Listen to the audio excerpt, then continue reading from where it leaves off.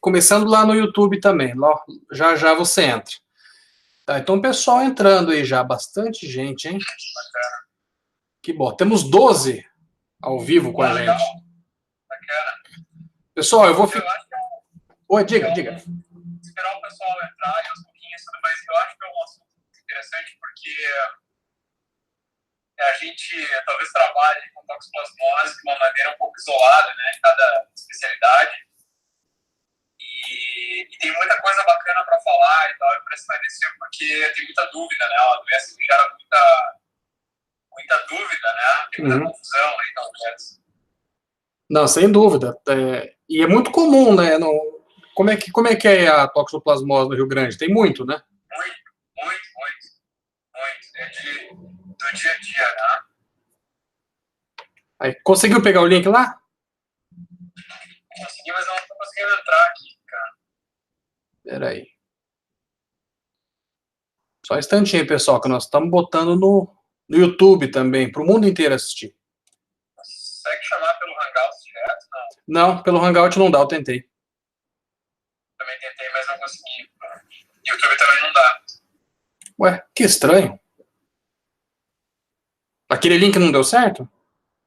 Ok.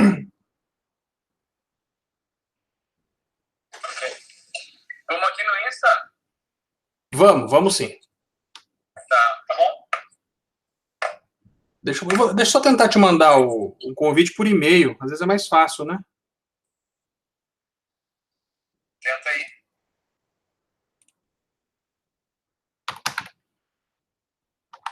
É Pazeto, não é? Teu e-mail? É Pazeto Gmail, né? Só Pazeto. Ah, Pazeto. Achei que era Pazeto. Ó, te mandei um convite pelo e-mail. Tenta lá.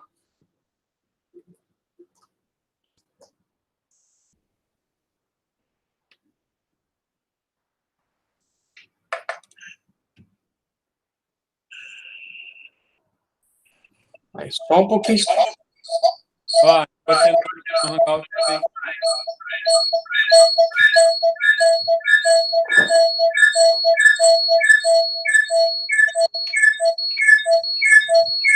Entrou o canarinho aí, pelo jeito, né? Aí, você entrou. Tira o áudio de um dos dispositivos. Diminui o volume de um dos dois dispositivos. Talvez do celular ou do iPad.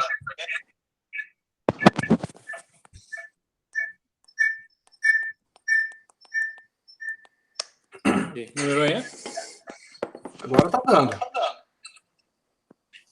Eu não sei se o pessoal está te ouvindo no YouTube. Deixa eu ligar meu som aqui só para testar.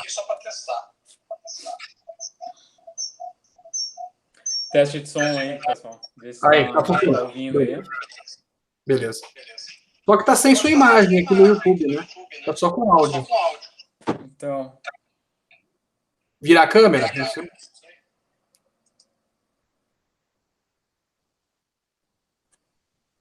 Boa noite, Lorena. Tudo bem?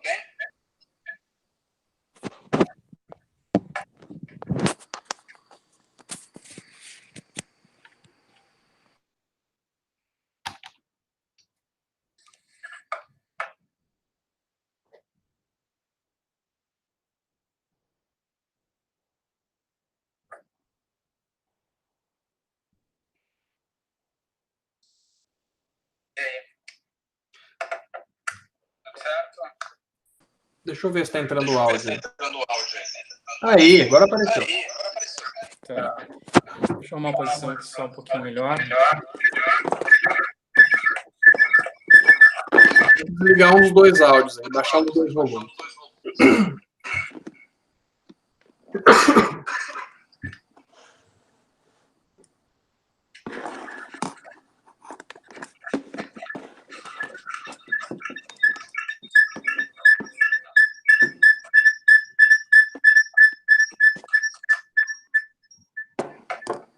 Deixa eu ver só a posição aqui um pouquinho melhor para colocar. Tá. Não, mas tá bom. Pelo menos o áudio tá vindo, tem imagem. Estamos ao vivo no Instagram e YouTube. É uma coisa para se pensar, né? Quem diria, 10 anos atrás, que a gente faria uma transmissão ao vivo para o mundo inteiro em 2 canais diferentes, né? É verdade. Beleza. Eu acho que agora deu.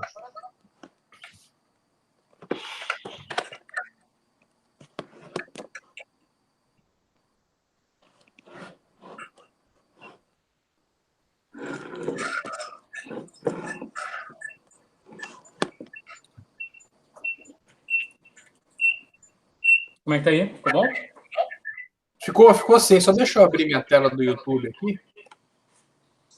Eu quero ver se eu consigo olhar as perguntas, porque às vezes o pessoal digita e não aparece pra gente no chat, né?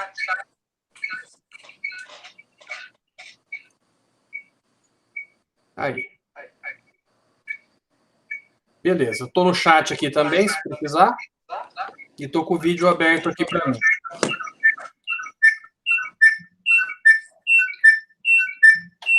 Tira o volume de um dos dois dispositivos aí, Rodrigo. Eu não sei se tem um dos dois, porque ele tá dando retorno. E aí, tá me ouvindo?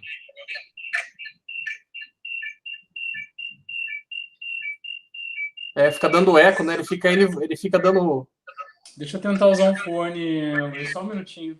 Ah, beleza. Você teve uma ideia melhor que a minha. Pessoal, um instantinho só para a gente poder acertar as coisas aí. Metrexato, doença de Chagas. A gente vai tentar falar sobre isso daqui a pouquinho, né? E aí? Melhorando? Ficou bom, hein? Ficou bom? Perfeito. Ficou sim. Então, deixa eu só ligar o som. Fala aí, para a gente testar o som no YouTube. Ok, vamos de fone então, que acho que fica mais fácil. Perfeito, tá ótimo aqui. Tá bem. Gente, qualquer problema, vocês digitem pra gente aí, tanto no chat do Instagram, essa tela aqui é do Instagram, e essa tela aqui é do YouTube. E eu vou estar acompanhando as principais mensagens. Primeiro, eu quero me apresentar. Meu nome é Luiz Jorge, eu sou infectologista em Maringá. E já estou morando aqui em Maringá já desde 2007, tenho 12 anos aqui na cidade.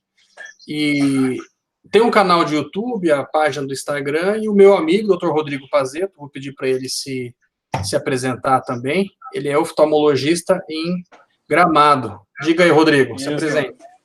Então, conheci o Luiz Jorge já há bastante tempo, né? E eu sou oftalmologista, eu me formei, na verdade, eu tenho 2 residências, né? Fiz uma aqui em Porto Alegre, uma no Paraná, e depois eu fiz uma especialidade em retina. E então voltei para Gramado, que é a minha casa, na verdade. Já tem 15 anos que eu voltei, né? E sigo trabalhando com oftalmologia. Maravilha. Um hobby em comum que nós temos é a fotografia. Foi assim que a gente se conheceu, né? Fotografando. Mas eu tive em 2015 num congresso lá em Gramado, aí saímos para tomar um café, botamos a conversa em dia. É verdade. E a gente vai se conversando lá de vez em quando, mas essa ideia de fazer uma live foi porque a gente tem uma doença em comum que é super prevalente, né? Uma doença que acontece muito e que eu tenho pelo menos 2 a 3 consultas por semana de toxoplasmose ocular. E como a gente comentou no começo, é uma doença que o oftalmo acaba tocando sozinho, o infecto toca sozinho, dificilmente a gente consegue se conversar.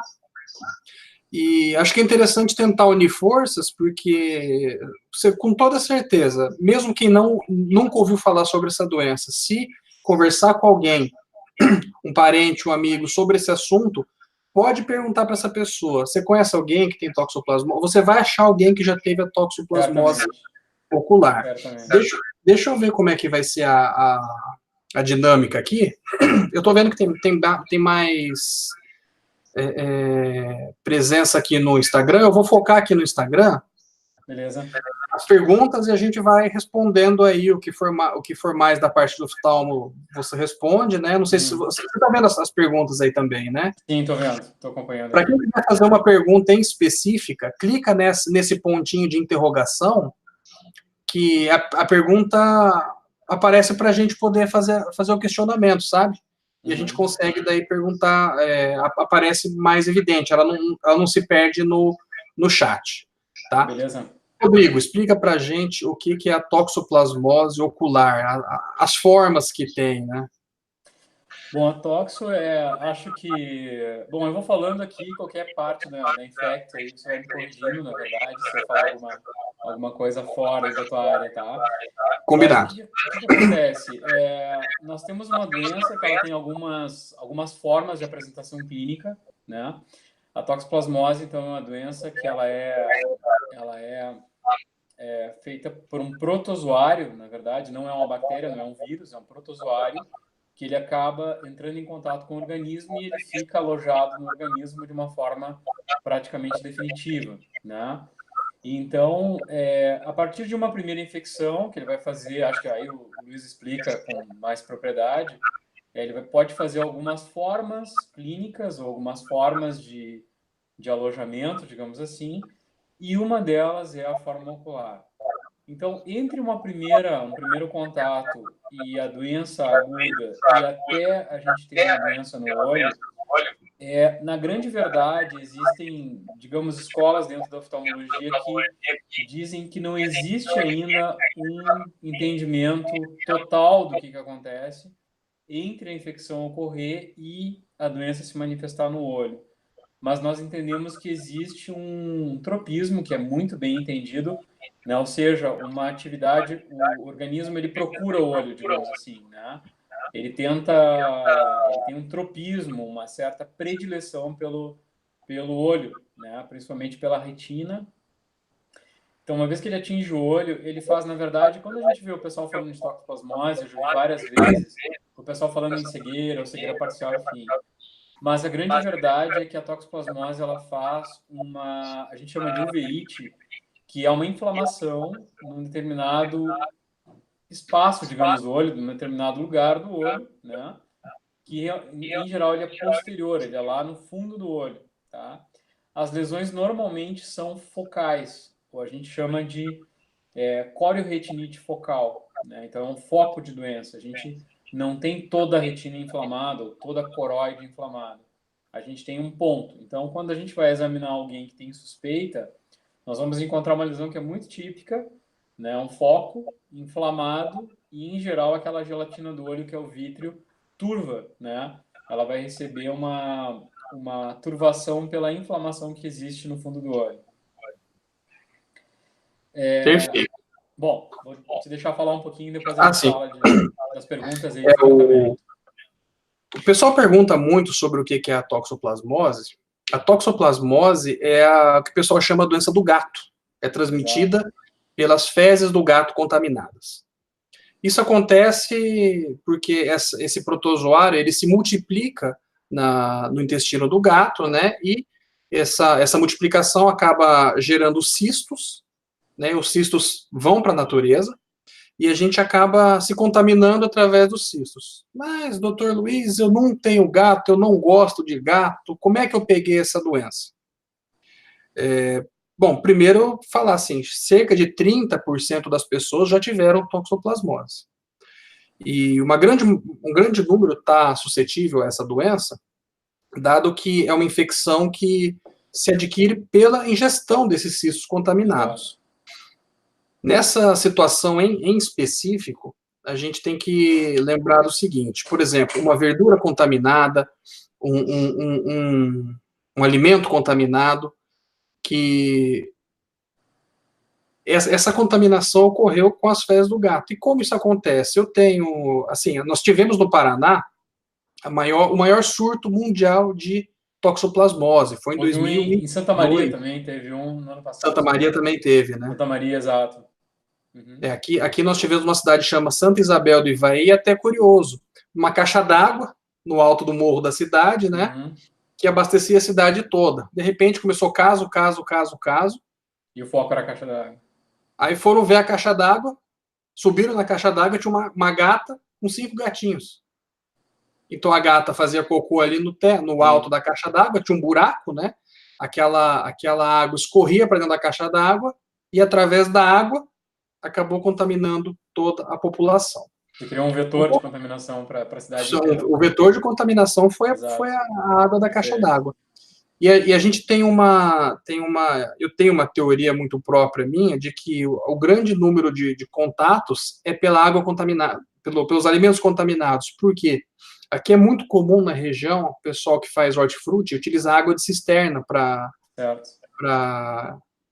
irrigar, né? Tem muita verdura hidropônica e tudo mais. E da onde que eles pegam a água de cisterna? Telhado.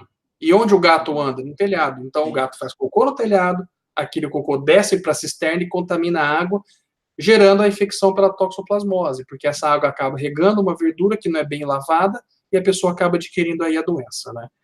E como o Dr. Rodrigo falou, a gente tem esse foco nos olhos, né? Eu imagino que é pela vascularização e também pela imunidade mais baixa local, né? O olho tem uma espécie de uma cápsula que não deixa a imunidade entrar. O Dr. Rodrigo pode falar mais sobre isso na sequência, mas eu imagino que seja por isso. Mas a toxoplasma em si pode se proliferar por todo o organismo, né? Todo o organismo da pessoa pode ter. Os músculos, o cérebro, o coração, em todos os lugares você pode ter a toxoplasmose. Exato. Bom, em relação aos hábitos ainda, que eu queria te perguntar, porque a gente vê, assim, entrando na cultura, eu acho que de uma maneira mais... ultimamente, assim, a gente vê, por exemplo, alimentos crus, né? Entrando na nossa cultura, que eu acho que aí tem que ter um cuidado muito grande. Carne crua, por exemplo, na alimentação, ou aquele hábito de cortar a carne com a faca, por exemplo, carne crua, e depois, quando a carne foi preparada, está pronta, se usa a mesma faca, por exemplo. Coisas que quer dizer, deixam entrar em contato o alimento cru e o alimento depois preparado, digamos, sem uma higienização intermediária, digamos assim, né? Então, eu acho que até, se a gente pensar em produção de hortaliça, em produção de alimento, eventualmente no processo pode ter mesmo alguma contaminação, que é muito difícil controlar, eu acho que toda a cadeia, né? Mas acho que é importante que, ao menos quando o usuário final, assim, preparar o alimento em casa ou algo assim, que ele consiga pelo menos higienizar ao final de tudo, né? Para ter uma ingestão evitando essa contaminação. Não é tão fácil assim, mas talvez esses hábitos possam ajudar na contaminação, né? Em evitar a contaminação, né? Um grande problema disso tudo é que, como o Dr. Rodrigo falou, a questão da faca contaminar, a carne crua também transmite, né? Porque a partir do momento que um animal que a gente vai se alimentar, seja um pássaro, seja uma vaca, em geral são mamíferos, né? Então, uma vaca, ela se contamina com a toxoplasmose, e a partir daí, quando você ingere a carne crua, você ingere cistos também, porque você tem cistos de toxoplasma ali dentro. Desse modo, você vai ter uma presença do cisto na carne crua, e quando você ingere carne crua, aquele costume de comer carpaccio ou comer quibe cru, isso sim pode transmitir. Né? Mas esse negócio de usar uma faca contaminada pode realmente acontecer. Tanto é que a gente indica para gestantes que não tiveram toxoplasmose e estão sob risco, não devem nem manipular a carne crua, não deve preparar a carne crua. Ela só pode ingerir carne muito bem passada e nunca deve manipular, porque o contato das mãos dela com a carne crua, depois ela pode levar isso à boca e acabar se contaminando. Não, perfeito. Eu acho que, assim, o que acontece? Nós temos, né, no sul do Brasil, a gente tem muita toxoplasmose, né? Eu acho que pega uma região que vem um pouco da região sudeste, a região sul toda praticamente. Então, a suscetibilidade ou a chance de contágio, eu acredito que deveria ser considerado assim como potencialmente alimento cru, esse tipo de alimento.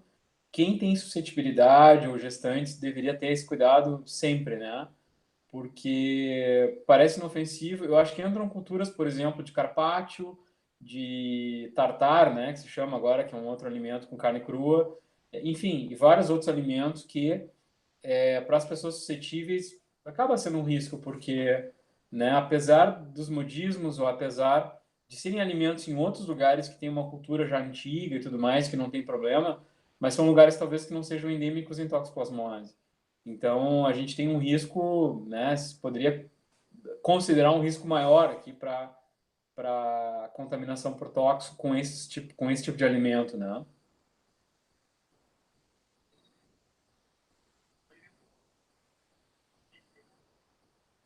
Sim. Uhum. Uhum. Uhum. Exatamente. Exato.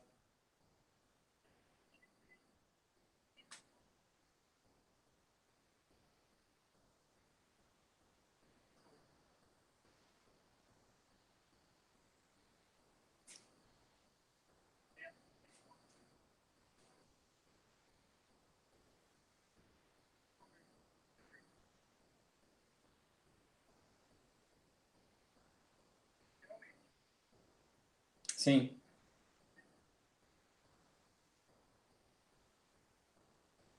Queria saber do Rodrigo especificamente como é que é a parte da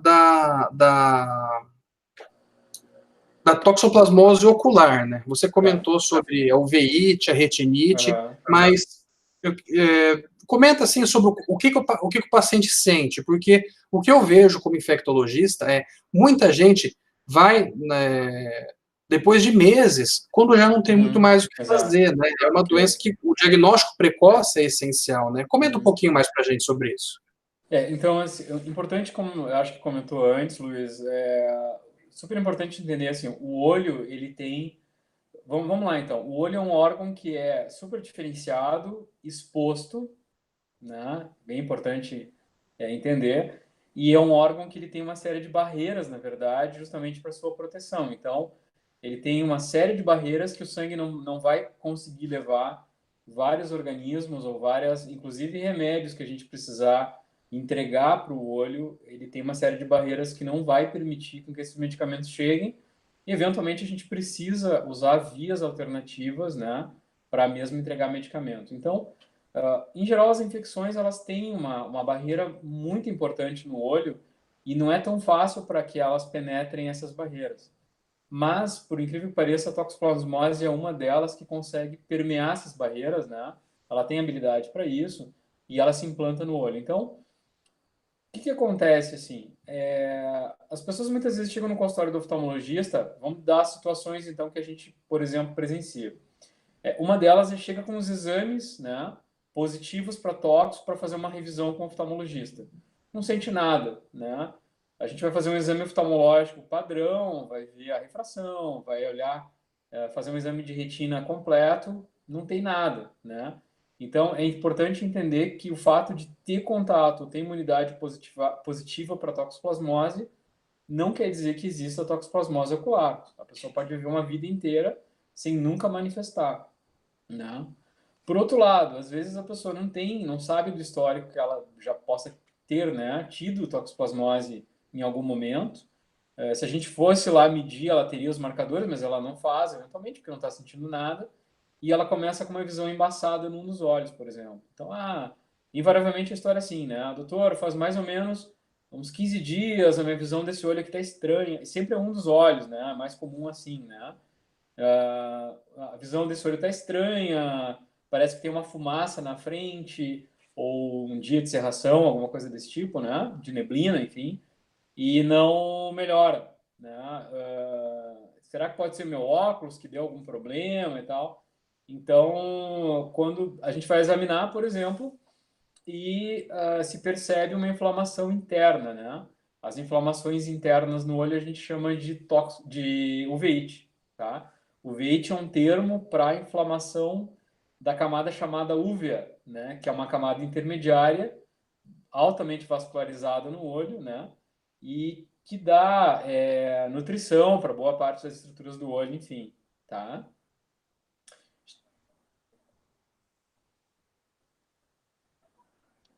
Tá invertido, é. Aí dá. Aí funciona. É isso aí funciona.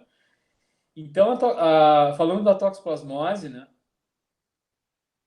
O VIT é um termo usado, é um termo genérico, certo? Eu posso ter o veite anterior, o veite intermediário, o veite posterior. Então, é uma grande família de doenças inflamatórias da úvea, tá? A úvea é um trato, a úvea é uma parte anatômica do olho que engloba a íris, o corpo ciliar e a coroide, tá? Então, é a camada aquela intermediária, ela fica situada entre a esclera, que é a parte do arcabouço externo do olho, e a retina, que é a camada mais interna, tá? É como se fosse ali um sanduíche ali, e a coroide está no meio, e a úvea está no meio, perdão. Então, inflamando a úvea, a gente tem uma que se chama uveíte, tá? Quando a gente tem uveíte posterior, pode ter essas queixas que eu comentei, né? Então, um dos olhos com visão turva, que não melhora, né? Mesmo corrigindo óculos, enfim, a gente não tem uma melhora na visão. Se tem um aspecto de uma visão bloqueada, uma visão com uma neblina na frente, algo assim, tá? Então a pessoa vai procurar o oftalmologista, a gente descobre que tem uma inflamação no fundo do olho. Normalmente na toxo, essa inflamação ela não é disseminada, ela não é inflamação ampla no olho, ela é uma inflamação no foco, né? A gente tem o que se chama de corioretinite focal, né? Seria a descrição da patologia para isso, né? Então é um foco, né? A gente vai identificar lá está a lesão de toxoplasmose ativa, que a gente chama, tá? Eventualmente a gente vê essa lesão inicial, né? Ela está inflamada de fato, e a gente vai tratar ela para ela regredir, tá? Estabilizar. E algumas vezes também existe uma situação onde a gente vê, por exemplo, um foco cicatricial e imediatamente ao lado um foco ativo, tá? Que a gente entende como recidiva. Muitas vezes essas pessoas elas já conhecem bem a doença, elas já conhecem o quadro, né? Elas já tiveram, já trataram e elas sabem que a doença pode recidivar, como a gente chama, né? Ou voltar a ficar em atividade, tá? Então, são casos que a gente vê em consultório normalmente, tá? Aí a gente vai diagnosticar, em geral, se pede exames para a gente confirmar a toxoplasmose e já inicia tratamento. Na grande maioria das vezes, se inicia tratamento pedindo os exames, a gente não aguarda os exames para função da visão, né? Para não esperar muito tempo, não ficar muito tempo deixando evoluir sem tratar, sem bloquear, né? A lesão é bem característica, né, Rodrigo? Você faz um mapeamento de retina, eu vejo do mapeamento, eu já vejo que ela é bem característica, né? Mas você, quando faz o exame oftalmológico no consultório mesmo, não precisa ser um mapeamento, já consegue ver que é um foco de toxoplasmose. Sim. Em geral, sim. Sim. E lembrando que 90% das uveites, né, em geral, no Brasil, são por toxoplasmose. É a mais comum de todas, não tem qualquer dúvida disso, né? É a mais comum de todas. A gente vê outras uveites também, evidentemente, né? O consultório de oftalmologista acaba, assim, diagnosticando outras uveites, mas a uveite posterior mais comum, sem dúvida, é a toxoplasmose, sem comparação com outras, né?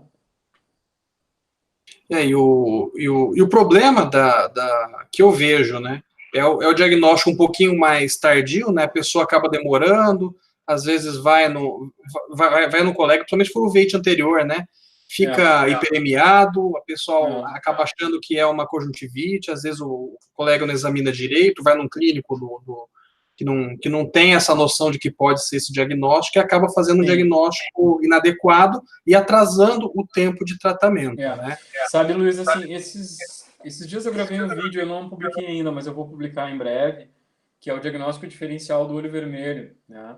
Então, quer dizer, o olho vermelho ele engloba aí uma família muito grande de alterações e principalmente se a gente pensa, porque culturalmente parece que o olho vermelho é tudo conjuntivite, né? Mas tem muitas doenças que causam olho vermelho, talvez conjuntivite é uma coisa mais popular, né? E de resolução mais rápida também. Mas nós temos, por exemplo, veite, várias formas de veite que podem deixar o olho vermelho, as esclerites todas, as alergias, a corpo estranho retido. Existem várias situações onde o olho pode ficar vermelho e, inclusive, por exemplo, uma uvite por toxoplasmose, né? Quando a gente tem uma uvite mais ampla e tal, o olho pode ficar vermelho de fato e chama atenção porque a visão baixa bastante, assim, a pessoa fica enxergando monocular, por exemplo, ela percebe que o outro olho não tá bom, tem quase um bloqueio da visão e tal. Então, na toxoplasmose, a visão ela baixa muito, tá? Quando se fala em termos genéricos, às vezes eu vejo as pessoas explicando toxoplasmose, explicando o ciclo e tal, que é bem interessante, e fala em cegueira ou cegueira parcial, quando alguém que não é oftalmo falando, tá? Na verdade, não necessariamente precisa ter cegueira, tá?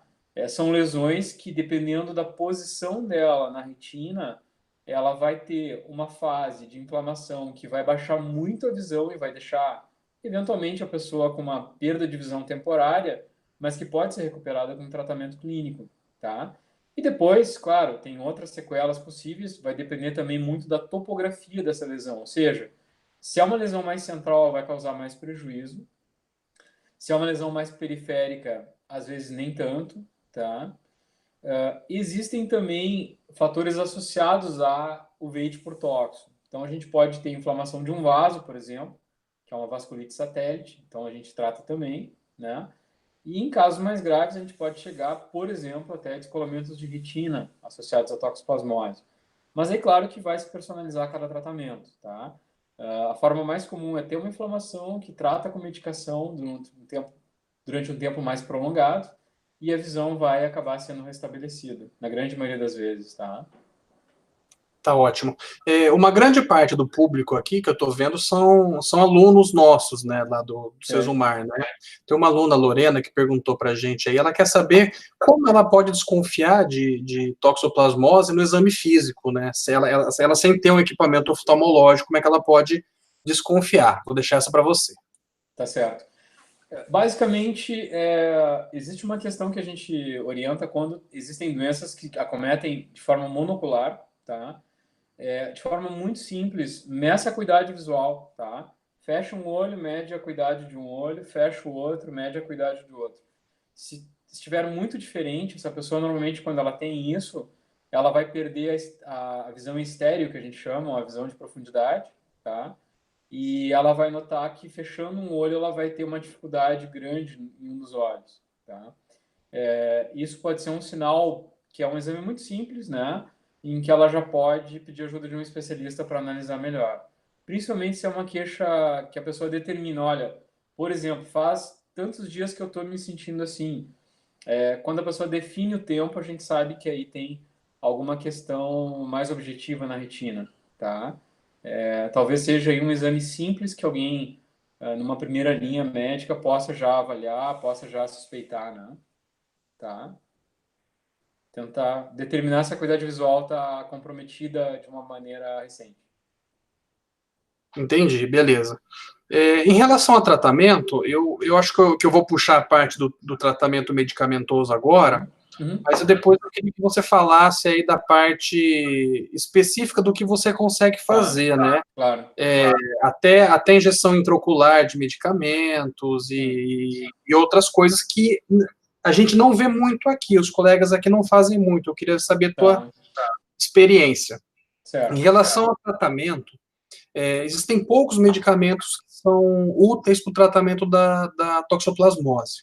E a gente tem que ter muito cuidado com alguns medicamentos que são utilizados, porque, como o Dr. Rodrigo já citou anteriormente, esses medicamentos eles não conseguem penetrar a cápsula do olho. Ele não consegue entrar. É como se tivesse uma barreira que impedisse a entrada do medicamento nesse compartimento. Então, a gente tem poucos medicamentos que vão entrar ali na parte do sistema ocular para funcionar. O que, assim, a gente vê alguns tratamentos descritos utilizando sulfametoxazol e trimiptoprim, que seria o Bactrim, né? E eu particularmente não gosto, né? Quando eu vejo um tratamento assim, eu já retiro e coloco o tratamento que seria o de escolha, que seria uma associação, né, da sulfadiazina com a pirimetamina na dose mais alta possível, né? Que é aquela dose que a gente usa para tratar até a toxoplasmose cerebral do paciente que tem HIV ou perfeito. imunossupressão. Esse é o tratamento que a gente indica, né?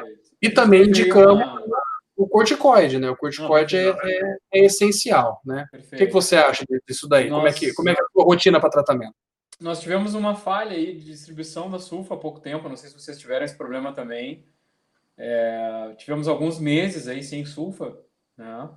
Que foi um problema. Eu tive algumas uveites aí que eu realmente não consegui tratar da maneira que eu costumo tratar e a gente tem que adaptar porque não tem medicação, né?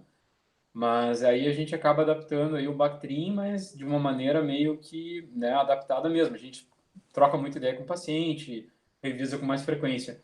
Mas eu concordo exatamente essa conduta, quer dizer, eu prefiro não usar o Bactrim, apesar de ter o argumento de ser um pouco mais cômodo de usar, mas eu acho que ele não funciona tão bem quanto associar as medicações em separado, né, e uma dose mais alta de corticoide no início. No olho tem uma característica muito interessante que a gente costuma tranquilizar um pouco as pessoas, porque é muito comum a gente começar um tratamento quando se faz um diagnóstico de um foco de toxoplasmose ativo no olho e o tratamento não funciona muito rápido. Ele leva pelo menos uma semana ou duas, praticamente com efeito neutro, não se consegue notar nada de alteração e depois disso é muito comum daí ele começar a fazer um efeito bastante rápido até, ele começa a funcionar muito bem. Então existe um momento que existe uma certa impregnação, digamos assim, da medicação até ela começar a funcionar. Então normalmente eu tranquilizo muito as pessoas em relação a isso, tá? O corticoide é fundamental também, né? A gente precisa usar porque tem um componente inflamatório ocular que sempre é muito intenso, ou quase sempre é muito intenso, né? E sem corticoide a gente não consegue praticamente desfazer essa inflamação. Então tem que associar, quer dizer, o tratamento contra o protozoário e ao mesmo tempo modulando a inflamação que ele cria, né, com corticoide. Correto? Tá, e outros procedimentos que você consegue fazer aí, talvez infiltração, alguma coisa, já me disseram do laser também, mas eu não vejo o pessoal É. utilizar isso com tanta Não, frequência aqui. O que você então, tem para falar mais? tem. O que acontece? Se nós pensarmos só num foco de toxoplasmose ocular, só uma inflamação, aquele quadro mais clássico, né? Uma corioretinite por toxoplasmose, focal, não acometeu muito centro, turvou o vítreo e tal. A gente vai fazer um tratamento clínico, basicamente, tá? Eu vou avaliar com exames assim do tipo retinografia, que é um exame mais simples. Em geral, é um tratamento que a gente consegue manter sem precisar muitos recursos, tá? Bom, o olho tem uma característica interessante que não é só na toxoplasmose, mas ele é comum a várias doenças, né? Que é um fenômeno chamado neovascularização. Então, assim como, sei lá, o pulmão tem enfisema, o fígado tem cirrose, quer dizer, cada órgão tem lá a sua alteração estrutural, né? A sua típica. O olho, ele tem uma reação, a natureza do olho é fazer neovascularização em algumas agressões. Então, eventualmente, eu posso ter ou neovascularização associada à toxoplasmose, ou eu posso ter edema macular secundário, e eu posso ter vasculites também, ou inflamações nos vasos, tá? Então, a gente tem uma terapia que ela começou mais ou menos em torno de 2004, que é a terapia anti-angiogênica. A gente usa, talvez, o uso mais comum dela em degeneração de mácula, em diabetes, e eventualmente em tóxico, se houver uma dessas manifestações secundárias junto com a toxoplasmose, a gente pode usar a terapia antiangiogênica como um bom recurso também. Então, por isso que a gente vai personalizando cada situação. Quando eu consigo tratar só com terapia via oral, que é o mais comum de tudo, eu vou conduzir assim. Mas, eventualmente, eu tenho, sim, uma vasculite, alguma proliferação de vasos, satélite à lesão, por exemplo. Então, eu posso usar terapia antiangiogênica associada. Como eu expliquei antes, existe uma barreira a várias medicações no olho. Então, para que a gente consiga colocar essa medicação lá dentro do vítreo, dentro do olho, eu faço com injeções intraoculares, né? A gente faz o medicamento, claro, tem uma técnica toda especial para fazer isso, mas a gente infiltra a medicação dentro do olho, que ela vai atuar nessas alterações secundárias, tá? E eu posso usar também laser.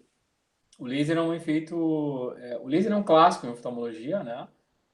Nós usamos o laser basicamente nas alterações que são focais e que não acometem o centro, tá? Quando eu tenho lesões que são muito centrais ou muito perto do nervo óptico, de topografia muito nobre, por exemplo, no olho, eu não consigo usar o laser, porque é um tratamento de bloqueio, mas que vai bloquear áreas normais também, tá? Então eu tento direcionar para áreas patológicas e que não são muito centrais. Eu tenho uma certa fronteira onde eu posso aplicar o laser, tá? Então, eu vou usar o laser ou a terapia antiangiogênica de acordo com cada situação que eu tenho. Mas são, sim, tratamentos, são estratégias de tratamento são recursos fantásticos, né, para estratégias de tratamento, tá? Então, em cada caso eu uso de acordo com o que eu vou encontrando, né, esse tipo de alteração. Não sei se eu te respondi como tu... Deu uma certo. falhazinha aí, né? Deu uma cortadinha aí, Rodrigo. Você tá me ouvindo, né? Tô ouvindo agora, sim. Tá, deu uma engasopada aí. Tem uma pergunta de um seguidor nosso aí. Na verdade, são duas relacionadas a toxo gestacional, né? E eu acho que daí a gente pode emendar um pouco essa questão da uveíte com a toxo gestacional aí, né? Porque claro. as pessoas que têm a toxoplasmose normalmente não vão ter complicações nenhumas, né? São raros os casos de complicação. A imensa maioria dos quadros que você, no momento que você adquire a toxoplasmose, você não apresenta nenhuma manifestação clínica.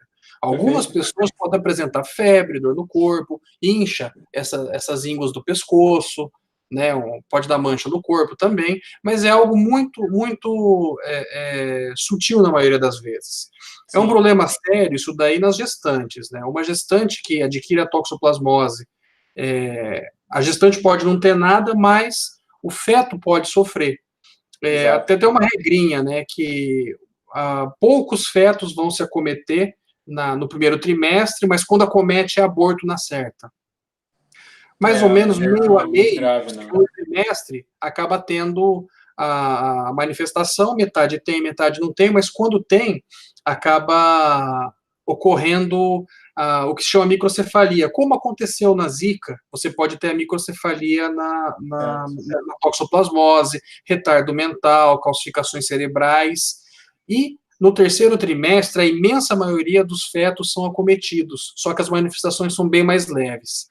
E qual é a principal manifestação? Manifestação ocular. A maioria das pessoas que têm a toxoplasmose ocular hoje adquiriram essa toxoplasmose enquanto ainda eram fetos, né, durante a gestação, né, da mãe, né? Então, fica o alerta para aquelas mulheres que estão pensando em engravidar e não tiveram, para passar longe de gato, de carne crua e de legume cru, porque isso aí pode realmente ocorrer a transmissão. Eu acho que essa regra parece uma regra básica, né? Quanto mais cedo a gestante for acometida, quando isso acontecer, quanto mais cedo, mais teratogênico, digamos, né? É o organismo, né? Mais perigoso, digamos, para o resultado gestacional. Então, tem aquela regrinha também que eu acho que é interessante falar sobre as imunoglobulinas, né? O IgG e o IgM. A gente tem mais preocupação quando a gestante ela não tem nenhum marcador positivo, porque ela é suscetível. Isso daí foi, inclusive, uma pergunta de uma seguidora nossa aí que eu já ia colocar na sequência. Então, acho que pode responder, porque eu acho que é mais... Porque o que acontece, assim, o que o Dr. Rodrigo estava explicando, a toxoplasmose, a gente não detecta exatamente o protozoário no organismo, né? A gente detecta a reação imunológica que o protozoário gerou, e a gente consegue dosar o anticorpo gerado no exame de sangue. Então, quando você pede o exame para toxoplasmose, na verdade, você está dosando a quantidade do anticorpo que o organismo criou em resposta à toxoplasmose. E a gente tem basicamente dois tipos de resposta: a resposta por IgG e a resposta por IgM. Então, você vai ver o exame que o médico te pede, toxo-IgG ou toxo-IgM. O IgG mostra a infecção antiga, aquela infecção que ocorreu, em geral, há mais de 3 meses. Então, se você colher o exame hoje, toxo-IgG positiva, você já teve toxoplasmose, pode ficar tranquilo. O problema é se der um IgM. Então, no caso de uma gestante que tem uma IgM positiva, essa foi a pergunta da Elisângela, se esse exame for colhido antes da gestação completar 3 meses, há uma grande possibilidade dessa infecção ser concorrente à gestação. Se for há mais de 3 meses, você pode ter um resto de anticorpo correndo na circulação, isso pode permanecer por anos e anos. Daí a gente faz um exame chamado avidez. Quando você tem qualquer dúvida, pede o exame de avidez, que vai procurar a capacidade que o anticorpo tem de buscar a toxoplasmose. Então, quanto maior a avidez, quer dizer que faz muito mais tempo que o organismo teve contato. Então, isso aí chama a atenção de que uma avidez alta quer dizer que a infecção ela é mais antiga, né? Alguma coisa para complementar, Rodrigo?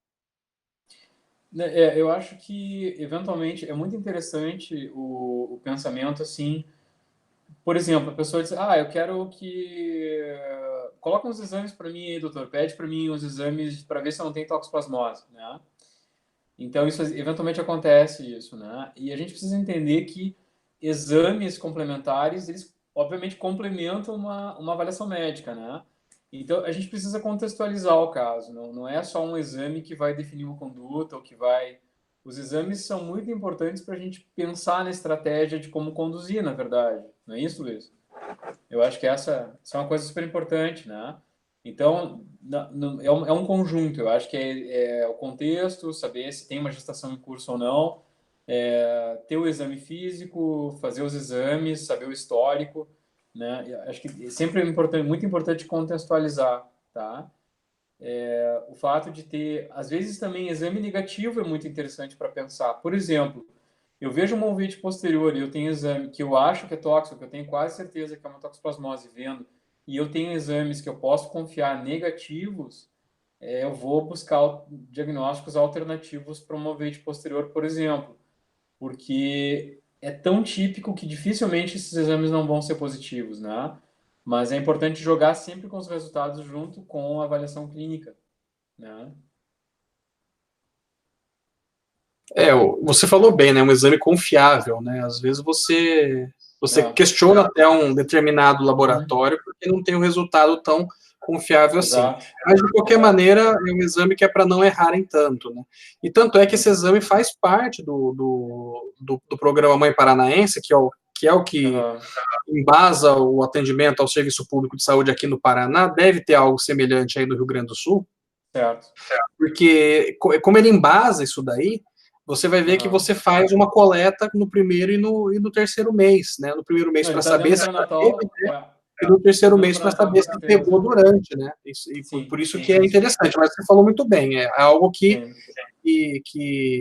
ele complementa uma anamnese, né? Uma anamnese, um exame físico. E eu tenho por rotina, nos pacientes que eu faço diagnóstico de toxoplasmose, mandar para o oftalmologista para uma avaliação oftalmológica, né? Sim, O que você acha? né? Então, quando a gente faz, é importante a gente fazer um exame de retina. Por exemplo, a nossa rotina é fazer, dilatar a pupila e ver a retina, tá? Isso é bem importante, né? Porque a dilatação a gente consegue ver bem a área bem ampla da retina, inclusive a área periférica, e eventualmente podem ter lesões que são cicatriciais, eventualmente, tá? Lesão ativa vai baixar a visão, isso é importante correlacionar, ou quase sempre vai ter repercussão visual, né? Se consegue notar. Mas eventualmente podem ter lesões cicatriciais na retina também, tá? Então, vamos imaginar numa gestante, IgG positivo, tem lesão cicatricial na retina, dá para afirmar que já teve toxoplasmose, né? Então, em geral, é uma gestação que, nesse sentido, ela não tem uma preocupação muito grande, porque, em tese, aquela gestante ela já tem imunidade. Nos preocupa mais quando não tem nenhum marcador positivo, quer dizer, se entende como alguém suscetível, né? Então, é muito interessante que corra a gestação sem contrair a toxo naquele momento, né? Contraindo aí volta o que a gente explicou antes em relação a cada período gestacional. Quanto mais cedo, é o que se entende que mais grave possam ser as alterações, né, que vão ocorrer, tá? Quanto à questão também da transmissão vertical e a questão no olho, como eu acho que a gente falou antes. Eu já vi, por exemplo, bebês com toxoplasmose ativa, tá? Recém-nascido, que se identificou a toxoplasmose como prima infecção, ou seja, a primeira infecção durante o término da gestação, passou para o feto, fez o VIT de fato e fez implantes na retina, né? Então tem que tratar desde cedo, tá? Mesmo a criança recém-nascida, tudo trata assim, né? E aí o que acontece? É muito comum na congênita a gente ter aquela toxo bem central, bem no meio da visão, tá? Que as pessoas dizem a cegueira congênita e tal. Muitas vezes não chega a ser uma cegueira, é diferente.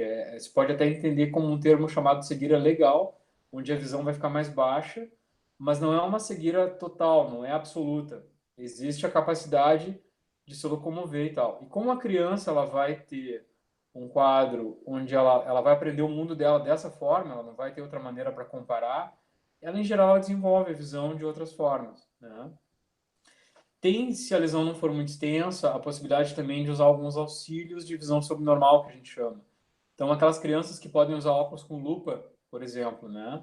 Eventualmente elas conseguem até mesmo ler, se elas têm lesão central e elas se adaptam de lupa. Interessante é tentar analisar essas crianças de uma maneira mais precoce, né? Bem cedo. Às vezes também os pais não sabem, tudo isso que a gente está falando passa totalmente despercebido, e o pai leva, por exemplo, a criança para examinar perto da idade escolar, né? 7, 8, quase 10 anos, enfim. Então, sempre é interessante fazer exames com 2,5, 3 anos, a criança menor, porque tem muito auxílio que a gente consegue adaptar mais cedo e vai ajudar a criança no desenvolvimento visual também, tá? Inclusive, tóxico está aí nessa lista de coisas que podem acometer a criança, né? Nessas idades mais precoces, enfim, né? Entendi. Tem uma solicitação aqui de um seguidor que chama Direito Médico. Peraí que eu tô tirando o Rodrigo. Aí. Se vocês puderem deixar salva a live. A gente vai deixar. A live não tem como ficar salvo no Insta, eu acho. Tanto é que a gente está fazendo também ela no YouTube. Segue a gente, eu vou fazer o merchan. O meu canal é o youtube.com/LuizJorgeMN. Ou se você digitar Luiz Jorge Moreira Neto no YouTube, você encontra. Eu não sei como é que compartilha a tela aqui. Eu queria botar o canal do Dr. Rodrigo, mas passa o seu meu canal. canal é R Pazeto, tá? É um canal inicial, eu estou começando a colocar as minhas... É o meu mesmo nome no Insta, né? R Pazeto, ou Rodrigo Pazeto, lá me perdoem aí a minha falha. Deixa eu colocar aqui. O nome completo é meu nome mesmo, tá? É um canal que eu estou começando no YouTube a colocar algumas coisas de cirurgia, de questões oculares, enfim. Então, se a gente conseguir, depois a gente joga live lá também, tá? Eu acho que tem uma pergunta ali antes que eu vi o pessoal fazer sobre tratar de forma... Consegue ler a pergunta aí?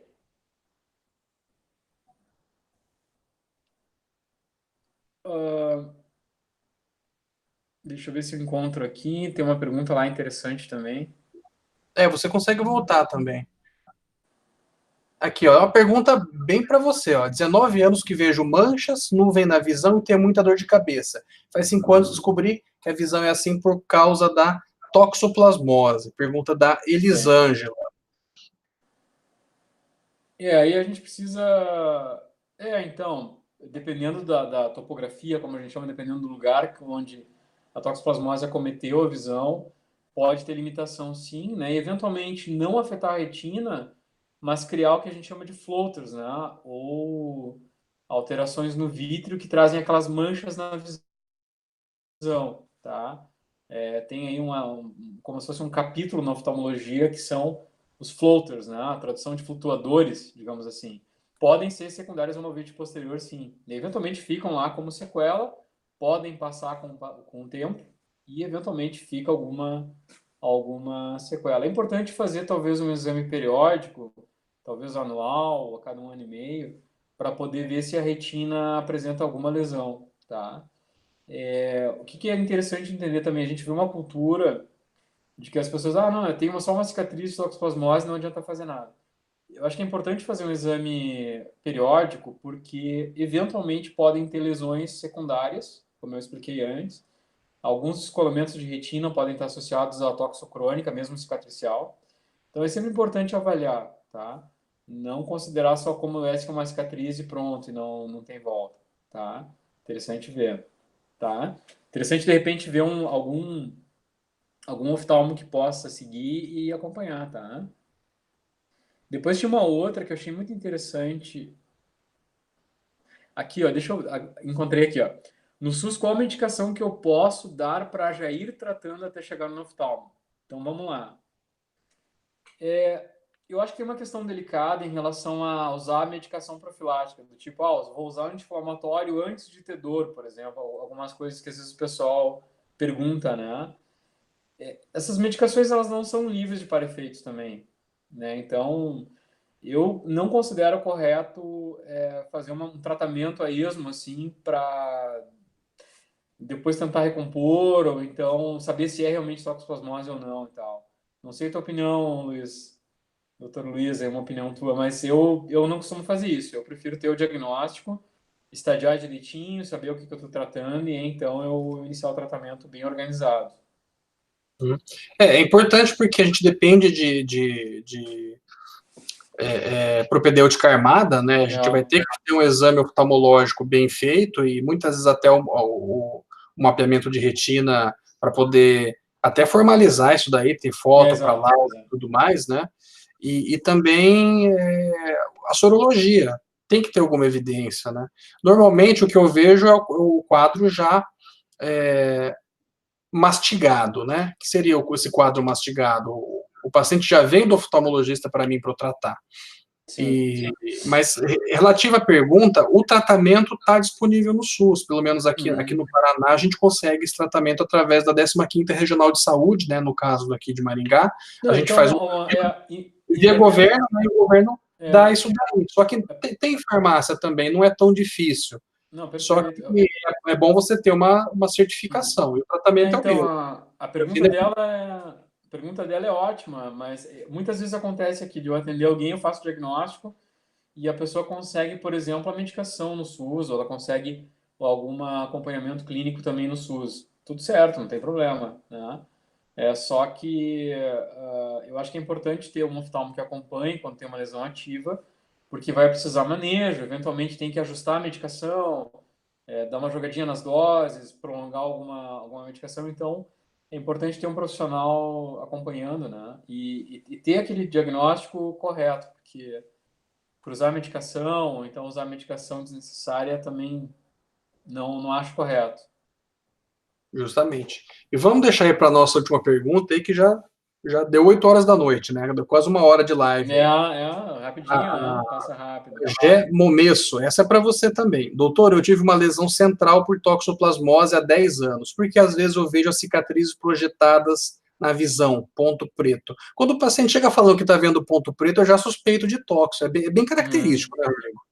Então, mas assim, o ponto preto é muito comum porque os floaters, na verdade, né, essa síndrome de ver pontos pretos na visão, ela está relacionada, assim, a gente sabe que virtualmente muitas pessoas podem ter, porque independente de toxo, a gente tem o vítreo, né, que é aquela gelatina, digamos, que preenche o olho no segmento posterior.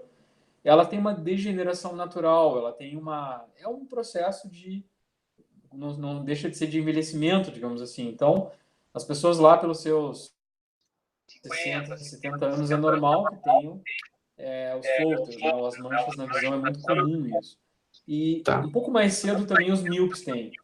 E quando a gente tem uveíte, né, aí vem a toxoplasmose e outras uveites, também são fatores para que a gente possa ter manchas na visão, tá? Rodrigo, desculpa te interromper, mas acho que ele vai interromper a live, que vai dar 1 hora, ó. Falta 15 segundos.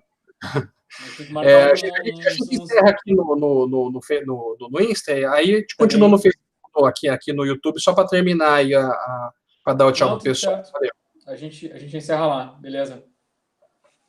Seguindo aqui, então. Falta 15 segundos. Só para então terminar a explicação, né? Então essas manchas, elas não necessariamente são só por toxoplasmose, podem ser manchas por outros motivos também, tá? E aí é importante examinar de forma periódica, tá? Não necessariamente vai se intervir pelas manchas, porque tem algumas situações onde se pode fazer procedimentos cirúrgicos, mas não é assim rotina, tá? Então, eventualmente, podem ficar algumas manchas sendo percebidas, principalmente naqueles dias mais ensolarados, quando eu olho contra uma parede branca e está um ambiente bem iluminado e tal, pode, de fato, ficar depois como uma marca, digamos, né, da doença, tá?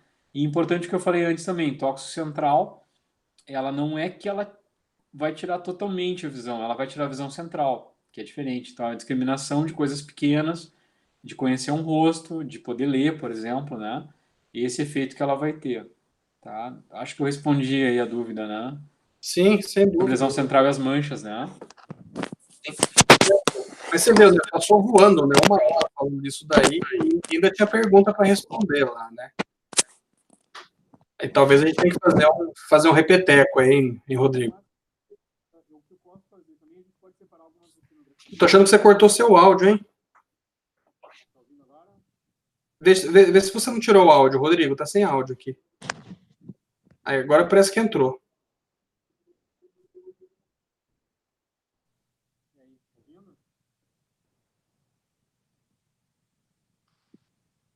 Ele não tá entrando aqui. Quando você fala, ele deveria aparecer na tela. Voltou o áudio agora ou não?